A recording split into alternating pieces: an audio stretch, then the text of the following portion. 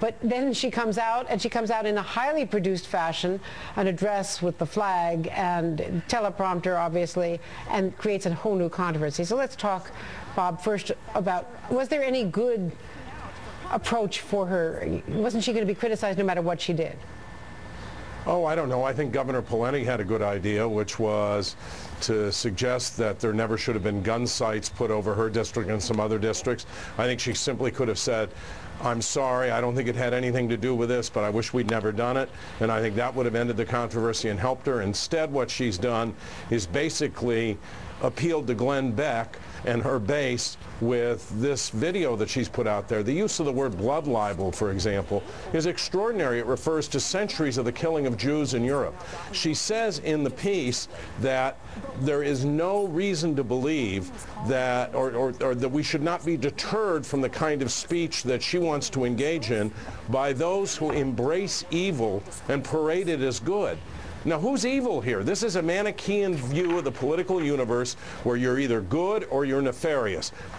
Pat, could she have defended herself, or should she have just avoided that and said, let's focus on the victims, and sort of risen above it, as David Shrum had suggested a few days ago? No, I don't think so. I think she's done this exactly right in this sense. First, I think she was correct in staying out of this and letting this, and there has been vitriol and hatred directed at her. Unsupportable, as you said. There's not a single shred of any evidence that anything she said or did in a campaign had a connection to this individual, who apparently bore a grudge for 3 years against the congresswoman. And 3 years ago, the campaign. Yeah, and 3 years ago, she was still governor of Alaska. I think she's got to respond to this, because this is an insupportable slander. It is vicious. Columnists like David Brooks say that, you know, people who condemn the viciousness are engaged in this vicious attack upon her.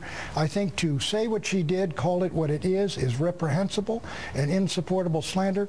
And the other part of her statement I thought was exactly right. So I think the decent interval that she waited for 4 days while this was going on before responding was correct. And frankly, I thought it was an excellent statement.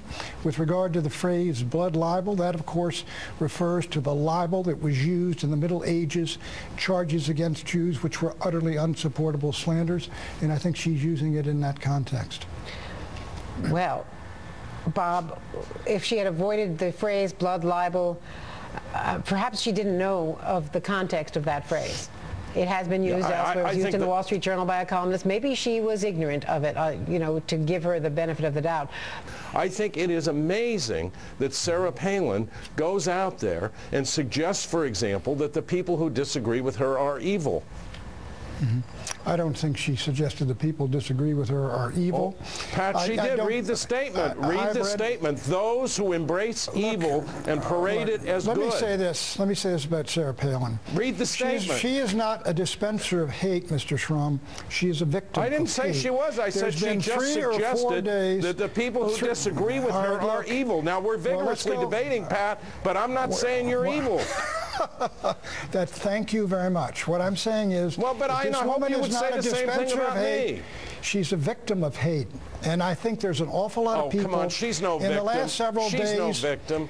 What? She's been out there taunting people for 2 years. Okay. Well, wait a minute, but you do not draw a moral connection or moral dots between Sarah Palin's statement. At the beginning that I'm talking to Andrea, between her statements and what happened, what that evil individual did, and that is what is being done.